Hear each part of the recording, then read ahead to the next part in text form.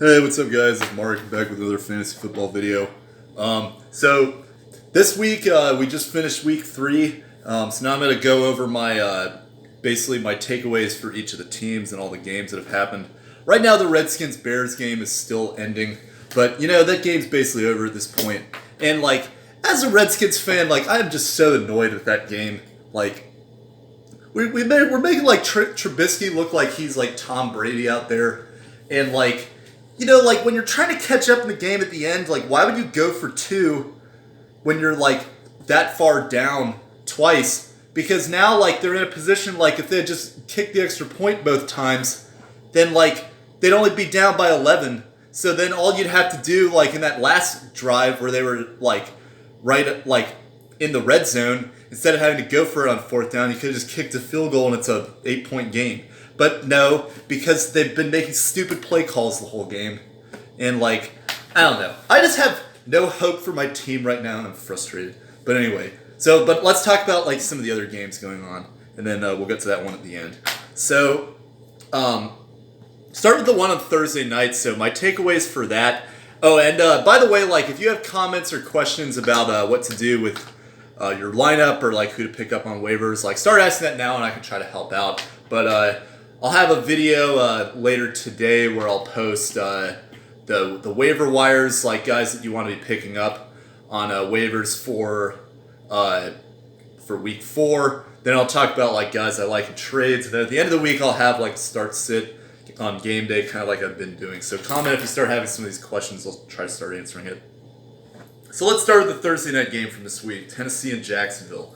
So my takeaway from Tennessee is that there's only 2 players on this team that are really worth rostering in fantasy, and that is Derrick Henry and Delanie Walker. So Derrick Henry didn't have a great game by his standards, but he's still the focus of this offense, and he's going to have better opportunity. The Jags defense looking more improved as the season goes along. Delanie Walker is pretty clearly Mariota's top receiving option. But then after that, it's really clouded. I think Adam Humphries, he had a good game, but the first 2 games he did not look good at all. So I mean, if there's any receiver worth owning on the team, maybe it's Humphries because of his PPR value potentially. But Corey Davis, man, he is off to a worse start than I would have imagined even, and that's off some pretty bad standards from the past few years. And then A.J. Brown, looked promising at first, but, now he's, nowhere to be found. It's just an overall a bad offense to own in fantasy football, and I would just basically, stay away from it. Dion Lewis is not doing anything to stand out as well, so, I mean, he's basically droppable almost. It's just, so Tennessee, just stay away from their players, personally. My takeaway with Jacksonville is that, Gardner Minshew is now somebody that I would consider as a week-by-week stream. So there's a lot of hype going on with him right now because he looks like he's coming from some trailer park or something like that. So everybody's hyped about this guy and how much of a bro he is or something. But I mean I'd give it a little bit of time. Yes, he's played he's done very well his first 3 weeks. He looked good against Tennessee, but how is he going to do now that when there's a little more pressure on him to perform in these games? Next week they play the Denver Broncos, which is a defense that's looking worse. But, still at Denver, that's not an easy matchup for him. And he's going to have to really prove me a little more. But I mean, he's starting to get to the point where I would definitely roster him, maybe consider him in streams because he's looking pretty good so far. But don't throw all your pieces into this guy because he's still got a ways to go. So now let's go to the Sunday games, the Jets and the Patriots. So my takeaway with the Jets is that, their fantasy outlook is just absolutely horrendous until they get Sam Darnold back, which I don't really know when that'll be because they're already looking so bad that I don't know if they're going to try to rush him back from mono because mono if you don't understand mono, it's basically what it does is it inflames your spleen because you're trying to you're sick and you're trying to fight off this virus. So basically if he were to go out there, there's a risk that he ruptures his spleen, like he's probably lost a lot of weight at this point because mono is something where like you get very sick and you just sleep a lot, and like I don't know like when he's gonna come back into the picture. I wouldn't be surprised if they just sat him the whole season if they're really off to a bad start. And like next week the Jets, they might have, do they have a bye? I'm looking at the schedule right here next to me. Yeah, they have a bye next week, so they'll have a little bit of time to figure things out. But like, I would have a lot of hesitancy going forward about Robbie Anderson. Jamison Crowder is droppable at this point. Le'Veon Bell is good, but like, I mean, his stock is a little bit limited just by the lack of quarterback play. So, not a good start for the Jets team this year. My takeaway with New England is like, trade Sony Michel away. I've been saying this like the whole time that I've been making these videos. Like, New England running backs are the most unreliable thing in fantasy football. Like, like, especially like Sony Michel, like everybody was talking about how this guy's going to step up into like a starting role. He's going to, like now that he's in his second year, he's healthy again. Like he's going to have like chances to really stand out. Well, he has 9 carries for 11 yards. His only saving grace was the touchdown. So anybody that sees the modest point total there might be willing to go after him because he's a Patriots player. But not understanding the fact that like they use Rex Burkhead more, which like you would think that like with James White being a late scratch from that game, that they would use Sony Michel more, especially in a game when they're ahead, but they're using Rex Burkhead.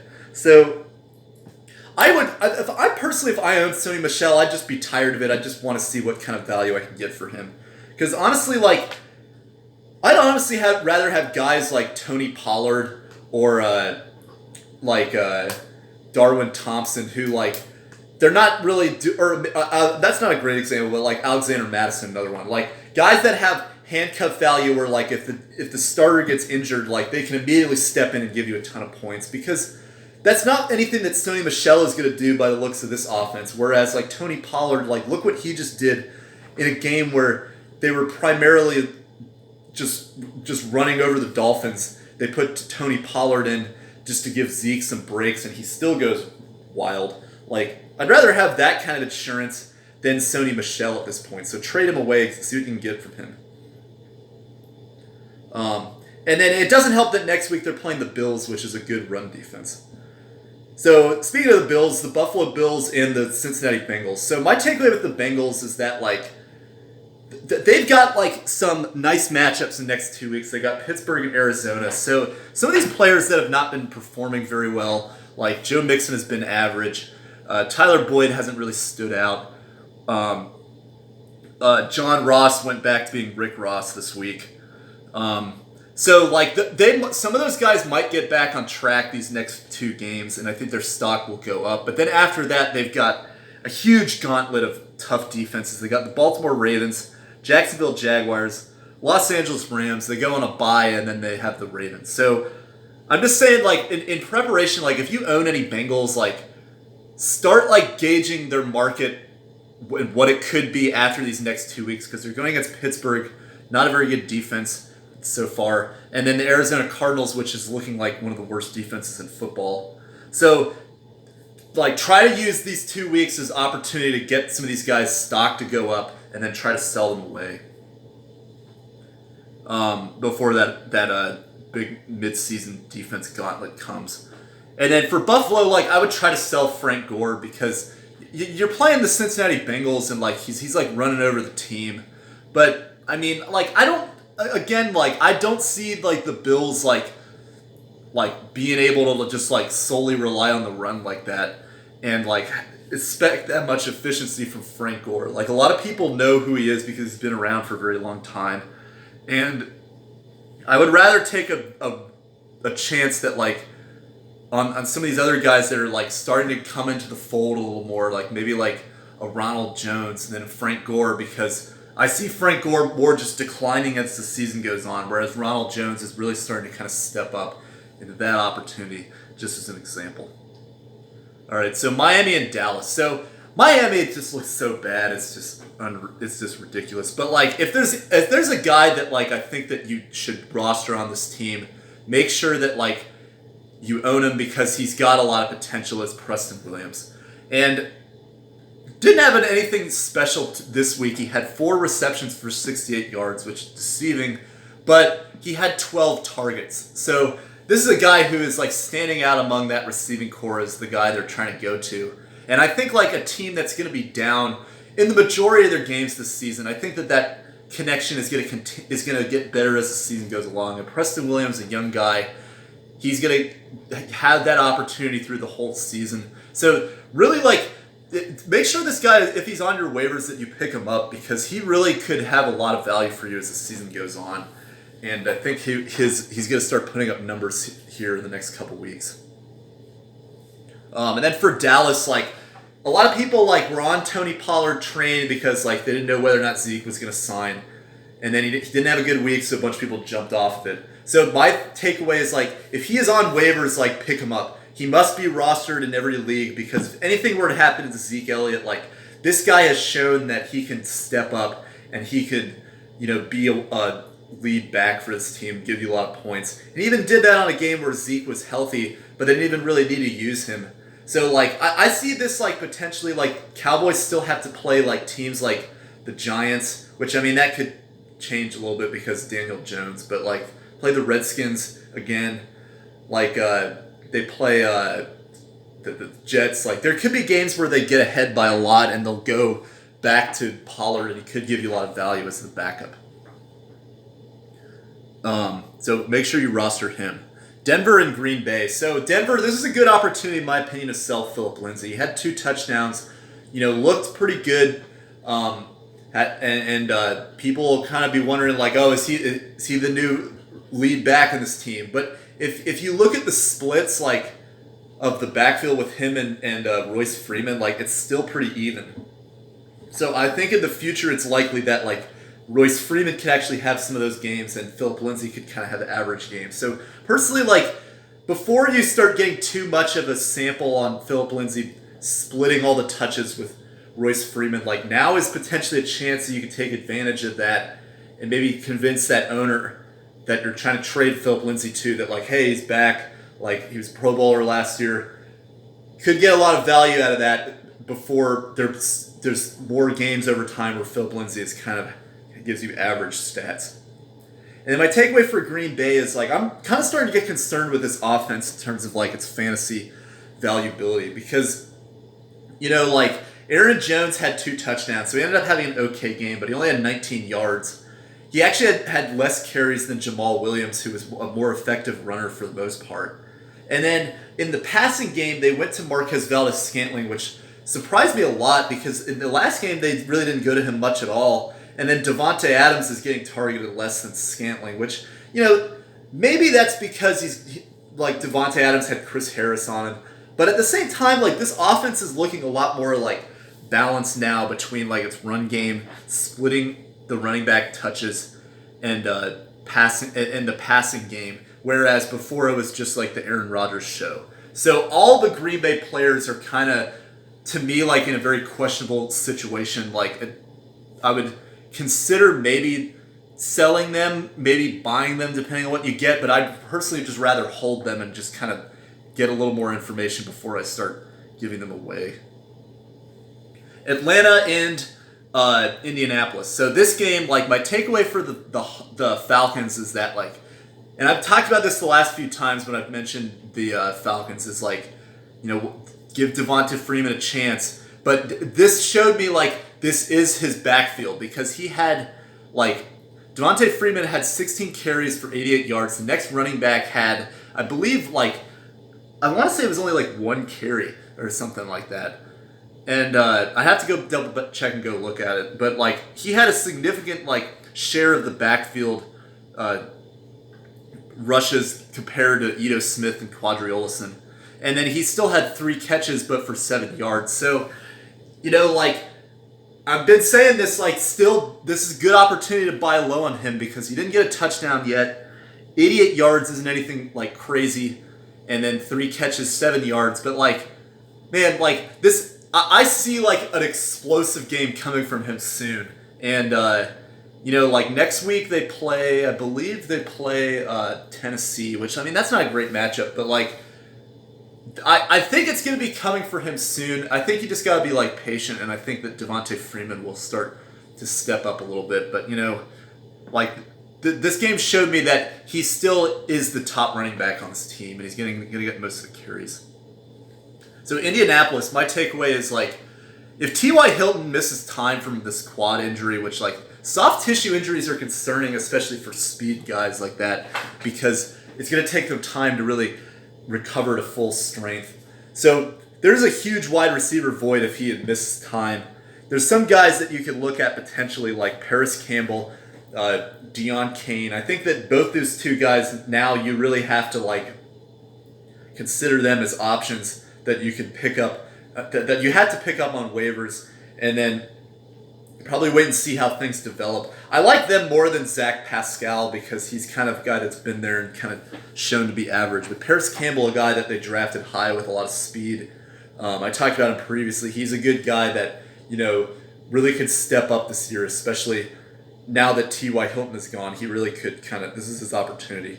But I wouldn't be surprised also if more targets go to guys like Eric Ebron, Jack Doyle, that kind of thing. So keep an eye out on that.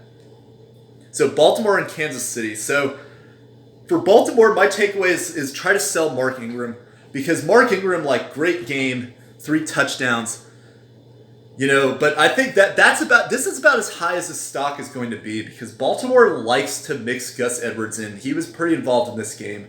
Justice Hill is starting to get more involved as well. Mark Ingram, the older running backs of that group, like. So I would try to sell Mark Ingram and see if you can get a guy like I would rather have Devontae Freeman than Mark Ingram. Just like guys like that, I think like you're gonna have more like it's only their opportunity. It's not like they're splitting with a bunch of other people. I think Mark Ingram is going to eventually run into that problem where they're splitting the backfield touches pretty evenly among those other Ravens running backs. My takeaway with Kansas City is that a lot of people believed that Darwin Thompson was really going to explode in this game because LeSean McCoy's banged up and Damian Williams is out. But really they want to use Darrell Williams, who's the kind of the forgotten about 4th running back. He had a lot more touches in this game, and LeSean McCoy was still healthy anyway. That he gave them 2 touchdowns. So Darwin Thompson, to me, I think that he could be a good asset second half of the season towards the end, but for now, they're not trying to rush him into the system yet. They're going to give him time. So I think that Darwin Thompson, he's still worth rostering to me because, how long is Damian Williams going to be out? How quick is this guy going to learn the NFL offense? But for now, he's not a startable asset, and you have to understand that this is going to take time before it really turns into fruition for you. Okay, my takeaway with Oakland is that Darren Waller is going to be a top 5 tight end this year. That's my prediction because, 13 catches for 134 yards. I mean, this team, they targeted him, way more than any other receiver. And that's because they're just basically dumping it off to him in these low post routes. Because, Oakland is a team that's not very good. They're going to get blown out a lot, I think. And then they're going to be, trying to play catch up. But the only guys they really have that are developed as legitimate other receivers are Tyrell Williams. Hunter Renfrow, I think, will get there. He's a guy that I mentioned earlier is a good guy to pick up on waivers. But Waller, I think, is going to get so much opportunity. I like him to be a top 5 tight end for the season, especially PPR. All right, and then for Minnesota, my takeaway for them is that, so 2 players that I'm very concerned about. Kyle Rudolph, you can basically cut him at this point. They're targeting Irv Smith, the rookie, more, who I mentioned in my Vikings preview a couple months ago, how that is a potential concern. That's already happening for me, and Rudolph isn't doing anything to stand out anyway. So, you just need to drop Kyle Rudolph at this point. And then for Stephon Diggs, he has not looked good so far. And he's still not getting targeted very much at all. But I think that, this guy is so explosive that, you have to keep, him on your roster and keep giving him chances. But, if he has another bad game this next week, then I would get really concerned. And they're playing the Chicago Bears, which is, not a good matchup for them. So like Stephon Diggs, like I'm very concerned about. Like I don't really know how much value you can get for him, but like he's a guy that I don't trust in lineups right now because he's so inconsistent. So I would. Those are guys that I'm really concerned about on this Minnesota offense. But as for Diggs, like hold on to him a little bit longer because it's still like a lot of potential to just blow up. Detroit and Philadelphia. So my takeaway with that is that like Kenny Golladay is a good buy low candidate in this game, and like maybe Kerryon Johnson as well because I think especially Kenny Golladay like he just had like an outlier game. I think like this guy is gonna get targets as the season goes on, but I don't know why he wasn't able to take advantage of the Eagles. But like sometimes these things happen where like things don't go his way, but he still got a lot of targets. Just Stafford wasn't exactly the most effective in this game. I like Golladay as a buy low receiver because I think as the season goes on, he's going to step up and potentially be a wide receiver 1. And Kerryon Johnson has not had good matchups so far, but he is still standing out as the better of the running backs on this team. C.J. Anderson is gone. Ty Johnson is not really gaining momentum in terms of getting more carries. So I like Kerryon Johnson as somebody you might be able to buy low as well. So for Philadelphia, my takeaway is that Miles Sanders is starting to kind of emerge to me as the top running back on this team. If you notice, it was originally split between him, Howard, and Darren Sproles, but now Darren Sproles is getting less involved, probably because he's on the verge of retirement. I'm surprised he even came back from retirement. I thought he was done 2 years ago. But Miles Sanders, I still don't feel comfortable starting because, again, this is a committee backfield where, you never know, what's going to happen from week to week. But Miles Sanders is somebody to keep an eye on because, he is starting to get more touches compared to these other running backs. All right, so Carolina and Arizona. So my takeaway with Carolina is that, the game that Kyle Allen had is, I do not trust that will continue with time. I think part of that is because they're playing the Cardinals, which are just not a good team. But it is worth monitoring going on because he did lead that offense a lot more effective. He did lead it a lot more effectively than Cam Newton did. But still, I don't see them sitting Cam Newton over this guy when Cam gets healthy because that guy is the face of the franchise, and they're literally if they sat him for an extended period of time, that would really be questionable. Just because they've invested so much in him, he's former MVP.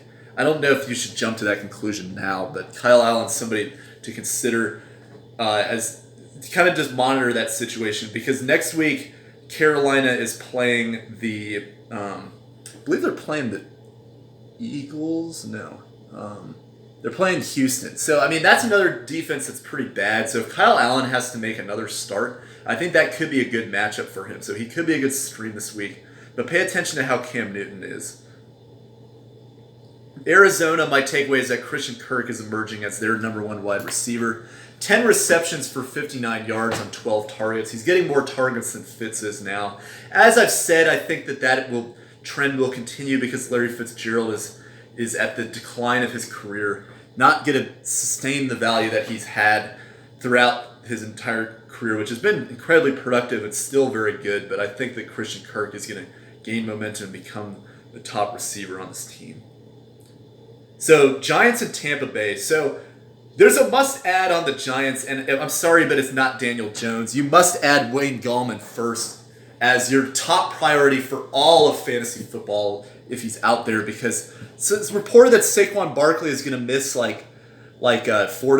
to 8 weeks with that high ankle sprain. So Wayne Gallman, this guy, they only have one other backfield running back, and he's a converted fullback. So this guy is going to get a ton of volume. He's already shown that he can be productive when they played the Cowboys in week 1. So you must add Wayne Gallman if he's not there, because you don't even realize, probably if you pick him up on waivers with your number 1 ad, you're probably going to get offers from that Saquon owner because they really want to hope they can get that kind of Saquon value back. So they might give you some trade offers for Gallman, which might be worth taking even. So you must add Wayne Gallman. That is more of a priority than Daniel Jones to me, even though he did look good in that game. And then for Tampa Bay, like, I don't know what to make of this running back backfield. It's kind of all over the place. Like, I think first it looked like Peyton Barber was gaining momentum, but then like he had like 13 rushes for 48 yards, but Ronald Jones had 14 rushes for 80 yards. So now Ronald Jones is looking more effective.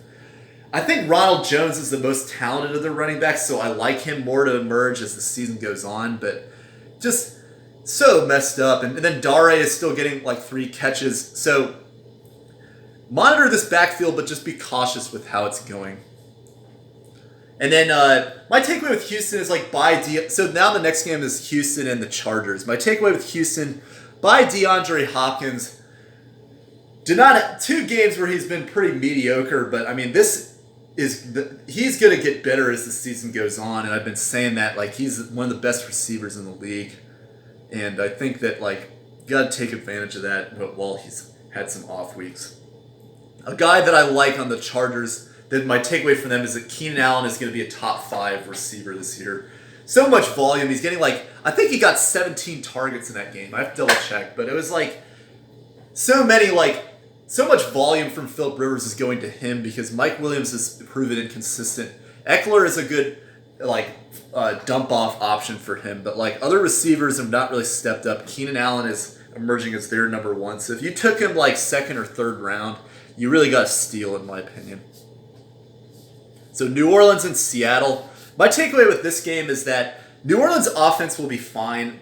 I think that like Teddy Bridgewater had a good game, and Seattle is like, they're not a great defense, but they're not anything, not like just a brush off defense either. So I think like I'm happy like with that offense. I think especially guys like Kamara and Thomas will be just fine even if they have Teddy Bridgewater. But I am concerned about Latavius Murray. Like in a game where they were ahead by a lot, they really didn't use him to kind of like run the clock out. So I'm concerned with like what his value is going to look like as the season goes on. My takeaway with Seattle is that like Chris Carson is kind of losing momentum in this backfield because he was not competing with Rashad Penny this week, but he did not look very effective in this game. So when Rashad Penny gets back, I would not be surprised if he actually gets more carries than Carson. This is a running backfield battle to keep an eye on, and like I've been saying, I think it's going to be Rashad Penny's by the end of the year. And then my other takeaway is that Will Disley is now a guy that you could confidently start every week because one of Russell Wilson's favorite targets. He's getting a lot of red zone looks as well. Like, I think he's actually like compared to like all the other inconsistencies of tight ends out there. Like Will Disley is a strong option for you, and I would recommend definitely like getting him off waiver if he's still there for some reason, and then starting him every week. All right, the next game, Pittsburgh and San Francisco, 3 games left. So my takeaway with Pittsburgh is like, you must add Deontay Johnson.